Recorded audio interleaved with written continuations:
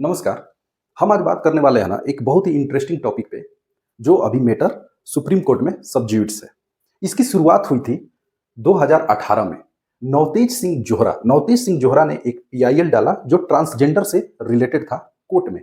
और वो क्या था, मतलब सबसे पहले पीआईएल क्या होता है? तो अगर पीआईएल का मतलब होता है people interest litigation. People interest litigation जो आप कहाँ डाल सकते हो? हाई कोर्ट में भी डाल सकते हो और सुप्रीम कोर्ट में भी डाल सकते हो। अगर आपका पीपल्स इंटरेस्ट लिटिगेशन स्टेट से रिलेटेड है तो आप स्टेट के हाई कोर्ट में डाल दीजिए। अगर आपका नेशनल लेवल पे वो इंटरेस्टेड है तो नेशनल लेवल पे डाल दीजिए। कहने का मतलब है कि सारे सिटीजन को, भारत के सारे सिटीजन को ये अधिकार है कि वो पीआईएल डाल सकते हैं, जो आपके सोसाइटी के वेलफेयर के लिए हो या किसी भी चीज़ के लिए हो। तो ये चूंकि सोसाइटी के एक भाग, जिनको हम ट्रांसजेंडर कहते हैं, और भी अलग अलग नामों से जाने जाते हैं, किन्नर, हिजड़ा, ऐसा लोग लोकली बोलते हैं, तो उनके लिए इन्होंने डाला था, उनके अधिकार के लिए। तो सुप्रीम कोर्ट ने उसको एक्सेप्ट कर लिया और उसने कहा कि हाँ, सेम सेक्स के लोग, अ, जो सेम सेक्स के बीच में जो फिजिकल रिलेशन वगैरह है, उसको सुप्रीम कोर्ट ने डीक्रिमिनलाइज कर दिया। अभी ये मैटर कंटिन्यूअस प्रोसेस में है, तो हम उस पर बात करते हैं। सबसे पहले हम ये समझ लेते हैं कि ये ट्रांसजेंडर क्या होता है। ट्रांसजेंडर, तो बायोलॉजी के हिसाब से हम ना दो चीज को जानते हैं, एक होता है मेल, मेल, दूसरी होती है फीमेल, फीमेल, जो कि एनिमल किंगडम के सारे ऑर्गेनिज्म का एक नेचुरल फीचर है, लेकिन बीच में होता है ट्रांसजेंडर। 2018 के बाद जब से ये डिक्रिमिनलाइजेशन ऑफ सेम सेक्स आ गया, तो आप देखेंगे ना कि फॉर्म वगैरह में भी, कॉम्पिटिटिव एग्जामिनेशन भी तीन तीन कॉलम होते हैं कि आप मेल हैं, फीमेल हैं या ट्रांसजेंडर है। अभी क्या है कि कंस्ट्रक्शन और इंफ्रास्ट्रक्चर जो डेवलपमेंट भी हो रहे हैं, उसमें भी ट्रांसजेंडर के लिए स्पेशल आपका वॉशरूम वगैरह का प्रावधान रखा जा रहा है। तो बहुत सारी चीजें चेंज हो गई। अब क्या नया नाटक शुरू हो गया है? नया नाटक शुरू हो गया है कि बहुत सारे ट्रांसजेंडर के तरफ से सुप्रीम कोर्ट में बहुत सारे पीआईएल डाले गए कि हमारा सेम सेक्स, मतलब सेम सेक्स मैरिज को ना लीगलाइज कर दीजिए। सेम सेक्स मैरिज को लीगलाइज कर दीजिए। अब एक स्टेप वो लोग आगे चाहते हैं कि हम सेम सेक्स जो मैरिज है उसको भी भारत में लीगलाइज कर दिया जाए। तो ये एक बहुत ब्रेन स्टॉर्मिंग और बहुत खतरनाक सिचुएशन हो जाएगा, जैसा कि सेंट्रल गवर्नमेंट का कहना है। उसके बाद ना एक हाइब्रिडाइजेशन भी होता है, interspecific. Interspecific interspecific hybridization भी होता है, जिसमें आप ये मेल लायन को, जैसे मैं दिखाऊंगा, इंटर स्पेसिफिक हाइब्रिडाइजेशन दो अलग अलग स्पेसीज के ऑर्गेनिज्म को क्रॉस करवा के भी हम एक नया ऑर्गेनिज्म बना सकते हैं। तो मेल, फीमेल, ट्रांसजेंडर और इंटर स्पेसिफिक हाइब्रिडाइजेशन, तो उसका एक्सप्लेनेशन है हमारे पास। मेल का एक्सप्लेनेशन है, फीमेल का एक्सप्लेनेशन है, लेकिन पूरी तरह से बायोलॉजी इस चक्कर को एक्सप्लेन नहीं कर पाई और एक नाम दे दिया, जेंडर डाइसफोरिया। अब जेंडर डिस्फोरिया क्या होता है? जेंडर डिस्फोरिया ये होता है कि मैं मेंटली और फिजिकली अपने जेंडर से कोइंसिडेंस नहीं हूं। मतलब देखने में मैं मेल हूं, लेकिन मुझे अंदर से मन करता है कि मैं फीमेल रहता। आप समझ रहे हैं? जैसे आप देखिए, ये ये मेल है, ये बच्चा, लेकिन ये अपने आप को हमेशा फीमेल की तरह देखता है। इस सिचुएशन को बोलते हैं जेंडर जीडी, शॉर्ट फॉर्म में GD, gender dysphoria. Gender dysphoria ये एक साइकोलॉजिकल डिजॉर्डर है जो बहुत सारे आजकल बहुत आम हो गया है, बहुत आम हो गया है। मतलब जो लड़का है वो लड़की बनना चाहता है, जो लड़की है वो लड़का बनना चाहता है, लेकिन इसका इलाज क्या है? बायोलॉजी इसको एक्सप्लेन नहीं कर पाया कि आखिर ये होता क्यों है, मतलब एग्जैक्टली नहीं एक्सप्लेन कर पाया, अभी तक हम फाइंड नहीं कर पाए। लेकिन उन्होंने कुछ रास्ता बताया। मतलब जो हमारे साइंटिस्ट हैं वो कह रहे हैं कि इनको प्यार से डील करना, साइकोलॉजिकल थेरेपी लेना, और जो सेक्स चेंज करवाने का जो नियम है, मतलब सर्जरी करवा लेना, हार्मोनल थेरेपी लेना, लेजर ट्रीटमेंट लेना, बहुत सारे जगह लोग करवा भी रहे हैं। ये जो है ना एलजीबीटीक्यू का सिंबल है, रेनबो टाइप का एक झंडा। ये अपने आप को इसी से मतलब एक्सप्रेस करते हैं, और पूरे वर्ल्ड में ना इनका लव इज लव, वो सेम सेक्स में हो या हेट्रोसेक्स में हो। मतलब नेचुरली क्या होता है कि एक लड़का जो है फिजिकली और मेंटली एक लड़की की तरफ अट्रैक्ट होता है, फीमेल की तरफ अट्रैक्ट होता है। एक फीमेल जो होती है मेंटली और फिजिकली एक मेल की तरफ, ये नेचुरल काउज है, ये बायोलॉजिकल है। लेकिन इनके साथ कुछ साइकोलॉजिकल डिजॉर्डर हो जाते हैं जो अभी रिसर्च चल रहा है, अभी तक पता नहीं चला है। न्यूरल डिजॉर्डर हो जाता है जिसके चलते इनको अपने सेक्सुअल आइडेंटिटी को में ये चकराए रहते हैं कि एक्चुअल में ये हैं क्या? ये लड़की हैं या लड़का है या कुछ और है। ये जो एलजीबीटीक्यू है ना, एल का मतलब होता है लेस्बियन। लेस्बियन, ये लेस्बियन है, एक फीमेल जो है वो फीमेल के प्रति आकर्षित होती है। ये गे जो होता है, जी फॉर गे, इसमें क्या होता है, एक लड़का जो है मतलब मेल जो है वो एक मेल के प्रति आकर्षित होता है। मतलब मेल प्लस मेल, यहाँ पे फीमेल प्लस फीमेल। ये बाइसेक्सुअल है, बाइसेक्सुअल। ये है ट्रांसजेंडर जो, और इनको बोलते हैं क्वीर।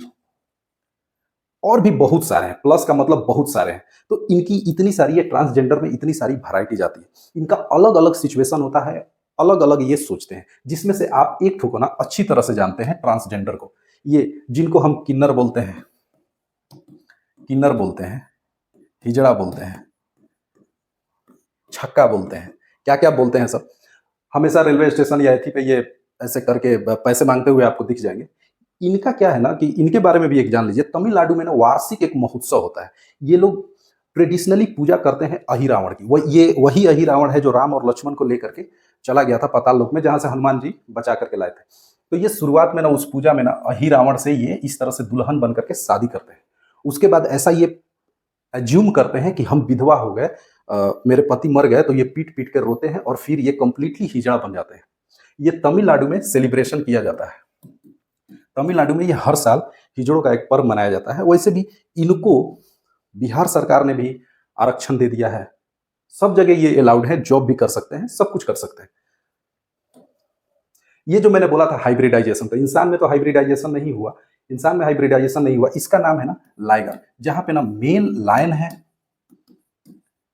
और फीमेल टाइगर है। इस पे एक फिल्म भी बना दिया लाइगर, लेकिन ये भोद्दा है, ना ये लायन से जीत सकता है ना टाइगर से जीत सकता है।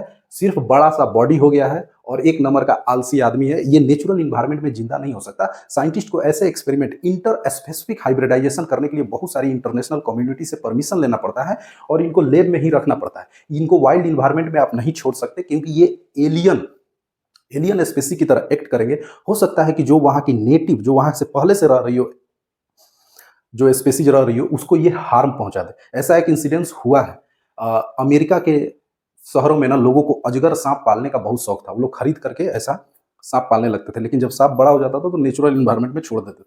और इंटरनेशनल मार्केट से अलग अलग वैरायटी के सांप वहाँ, बोआ, उनको उनकी स्पेसी को क्या बोलते हैं, बोआ। तो अजगर सांप बोआ का पालने का नेचर था। ऐसा क्या हुआ कि नेटिव स्पेसी पे ना, मतलब साइंटिस्टों की आंख खुली कि नेटिव स्पेसी इससे बहुत दबाव में आ रही है, जो वहाँ की लोकल प्रजाति। इसको कहते हैं इकोलॉजिकल बाइलेंस। ये आपका इकोलॉजी का टॉपिक है। तो बहुत सारा टेंशन हो जाता है इस तरह से। हमारे पास जो पार्थेनियम ग्रास है, मतलब कैरोट ग्रास जिसको जानते हैं, हमारा गेहूं आता था अमेरिका से, PL18 उसका तरह से, तो उसी में उसके सीड आ गए। अभी इंडिया पूरा मतलब हेबॉक क्रिएट कर दिया है कैरोट ग्रास में। तो हर स्तर पर इनका प्रभाव पड़ता है। इकोलॉजिकल बैलेंस ये खो देते हैं। तो ये क्या है, एक बनाया गया है, ये लिमिटेड इन्वायरमेंट में रहेगा और वहीं पे अपनी आखिरी सांसें लेगा लाइगर।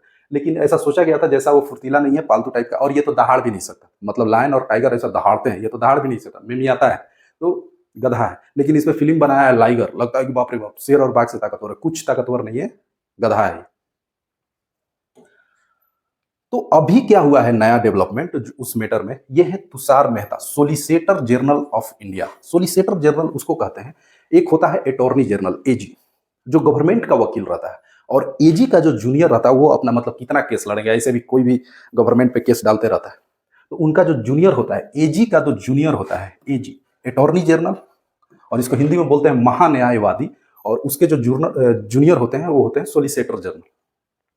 तो इन्होंने सुप्रीम कोर्ट में मैरिज के, एलजीबीटीक्यू के मैरिज के आधार पे इन्होंने सरकार के तरफ से जो प्रस्ताव रखा है, और बहुत सारे वकीलों ने ऐसा रखा है कि सर आप जैसे ही ऑर्डर देंगे कि जैसे आपने 2018 में सेम सेक्स को डीक्रिमिनलाइज कर दिया, उस तरह से अगर आप शादी का भी दे देंगे, तो शादी से रिलेटेड जितने लॉ है, जैसे एडॉप्शन का लॉ, डावरी का लॉ, डोमेस्टिक वायलेंस का लॉ, डोमेस्टिक वायलेंस और बहुत सारा जो लॉ है, जो जिसको हम लोग सिविल कोड बोलते हैं, उस सब में हमको चेंज करना पड़ेगा। क्यों? क्योंकि जो हमने ये लॉ बनाया है तो एक बायोलॉजिकल मेल और एक बायोलॉजिकल फीमेल को लेकर के लॉ बनाया है। अब यहाँ पे जो पेरेंट्स बनेंगे, हो सकता है कि वो मेल हो, मेल मेल की शादी हो, या फिर फीमेल फीमेल की शादी हो। और ये गलती से अगर कोई बच्चा को एडॉप्ट करते हैं तो पापा किसको कहेगा और मम्मी किसको कहेगा, और इसमें भी पापा किसको कहेगा या मम्मी किसको कहेगा। या फिर कोर्ट में, या फिर जो कंपटीशन के फॉर्म आते हैं, तो अभी है मेल हैं आप, कि फीमेल हैं, कि ट्रांसजेंडर है। अब आएगा पेरेंट्स में, तो आपकी जो माता जी हैं वो मेल मदर हैं या फीमेल मदर हैं, आपके पिताजी फीमेल मदर हैं या मेल मदर है। बच्चा कंफ्यूज हो जाएगा, लोग भी कंफ्यूज हो जाएंगे, सोसाइटी इस चीज को एक्सेप्ट नहीं कर मतलब नहीं कर सकती। ये इनका कहना है, और कहीं ना कहीं ये बात सत्य है। इन सब बातों को सुनते हुए, समझते हुए, क्योंकि अगर सोसाइटी का मैटर होता या रिलीजन के आधार पे होता तो ये एक बार में मैटर सुलझ जाता। लेकिन कोर्ट जो है ना, सुप्रीम कोर्ट है, वो जबरदस्त है। उसको रिलीजन फैक्ट वगैरह से मतलब नहीं है, उसको मतलब है अधिकार से। आप एक सिटीजन हैं और आपका देश के प्रति क्या अधिकार है। मतलब जो उसने 2018 में भी सुप्रीम कोर्ट ने जो डिक्रिमिनलाइज किया, उनका डिमांड था कि लव इज लव। मेरा लव एक आदमी के लिए हो या औरत के लिए हो, मेरा प्यार तो प्यार है। तो इस तरह से डिमांड करके इन्होंने कह दिया कि हाँ, बात सही है। एक जो सेम सेक्स में भी जो लव एंड अफेक्शन होता है, उसको उन्होंने डिक्रिमिनलाइज कर दिया। वो लोग साथ रह सकते हैं, अच्छे से गुजर बसर कर सकते हैं। कोई उनको सोसाइटी में इस बात पे नहीं टोक सकता कि तुम इस तरह से हो तो तुम नहीं रह सकते। अब उनका एक डिमांड आगे बढ़ गया कि हमको कॉन्स्टिट्यूशनलाइज कर दीजिए, हमारा भी मैरिज राइट हो, कि हम भी रजिस्ट्रार ऑफिस में जाएं और अपना मैरिज कर ले सेम सेक्स। तो इस पे अभी मुद्दा अटका हुआ है। गवर्नमेंट ने अपना पक्ष रख दिया कि अगर आप एक बार इसको अलाउ कर देंगे तो पार्लियामेंट को इन सबको चेंज करना पड़ेगा और सेम सेक्स मैरिज को भी उसमें इंक्लूड करना पड़ेगा। कोर्ट ने यह बात सुनी और कोर्ट ने इसको कॉन्स्टिट्यूशनल बेंच में, सुप्रीम कोर्ट में भेज दिया कि नहीं, अभी हम तत्काल में इसका सुनवाई नहीं करेंगे, हम इसको कॉन्स्टिट्यूशनल बेंच में भेज रहे हैं। कॉन्स्टिट्यूशनल बेंच में 5 जज बैठते हैं। कॉन्स्टिट्यूशनल बेंच में इन जनरल 5 जज बैठते हैं और मेजोरिटी से, मतलब 3 ठो ने कहा कि नहीं होगा और 2 ठो ने कहा कि होगा, मेजोरिटी से डिसीजन लिया जाता है। और ये सुनवाई होगी आपका 18 अप्रैल 2023 को। तो यही अभी चल रहा है जो आपको जानना चाहिए। साइंटिस्ट ने, जो हमारे बायोलॉजिस्ट हैं, जिन्होंने जो इस पे रिसर्च कर रहे हैं कि आखिर ऐसा साइकोलॉजिकल डिसऑर्डर कुछ लोगों में या ज़्यादातर लोगों में अभी बढ़ क्यों रहा है, तो इसका कारण 2 है। उनका कहना है कि जिस तरह से जेनेटिक डिफाइन करता है कि, मतलब देखिए, एक लड़का अगर अफ्रीका में पैदा हुआ और एक इंडिया में पैदा हुआ, तो रंग और कलर का डिफरेंस आप समझ सकते हैं। तो वही बात है कि नेचर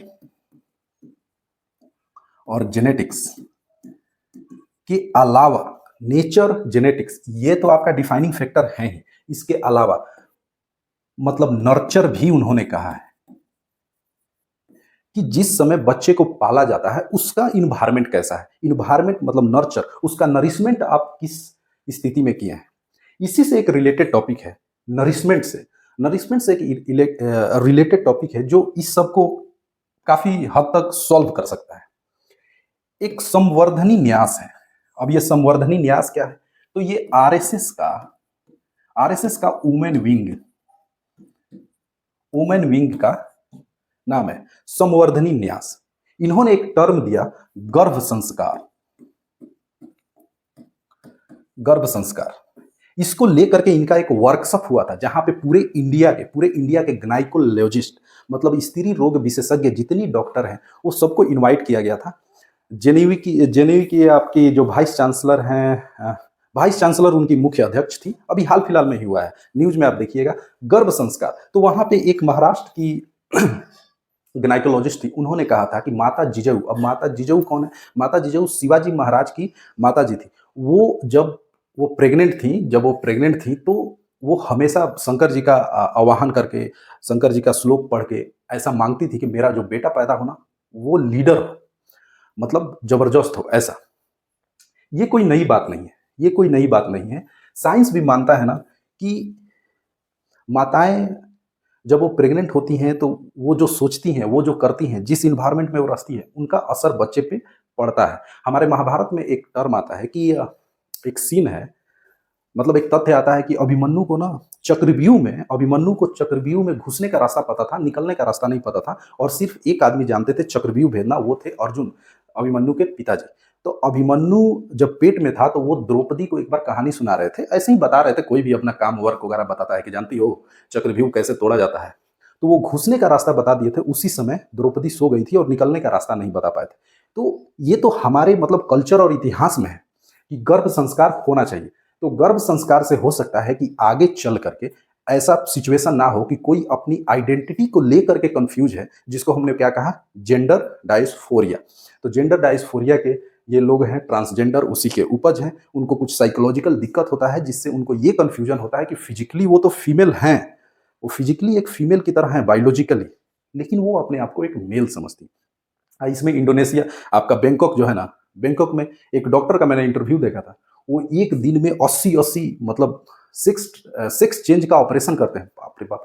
मतलब ये खतरनाक स्थिति पैदा हो गई है। हमको ये नहीं समझ में आता, मतलब आप ही ज़रा सोच करके देखिए, सिर्फ इंडिया के बारे में, कि अगर इनको मैरिज राइट मिल गया, तो बच्चा कितना कन्फ्यूज़ रहेगा। मतलब वो अपने पापा उसका एक, अगर मेल-मेल शादी कर लिया, तो एक उसमें मम्मी का रोल निभाएगा, एक बाप का रोल निभाएगा। तो वो क्या लिखेगा और क्या देखेगा? तो इससे बहुत सारे कॉम्प्लिकेशन पैदा हो जाएँगे। तो जो गवर्नमेंट का मानना है, वो बात सही है कि मैरिज सेम सेक्स में मैरिज राइट नहीं मिलना चाहिए। बाकी सारा राइट दे दो, आप अपनी डिग्निटी से आप जान के ऐसा रह सकते हो। अच्छे से आपको सोसाइटी में एक्सेप्ट किया जाएगा। आप साइकोलॉजिकली अगर थोड़ा डिस्टर्ब हो, तो उस पे संतावना या सबको एक सिम्पैथी का नज़र रखना चाहिए। बट इंस्टीट्यूशनली मैरिज को लीगलाइज़ करना कहीं न कहीं थोड़ा-सा अभी लग रहा है कि हमको टाइम लेना चाहिए इस चीज़ पे। तो आप भी अपनी राय बताइएगा। So thank you.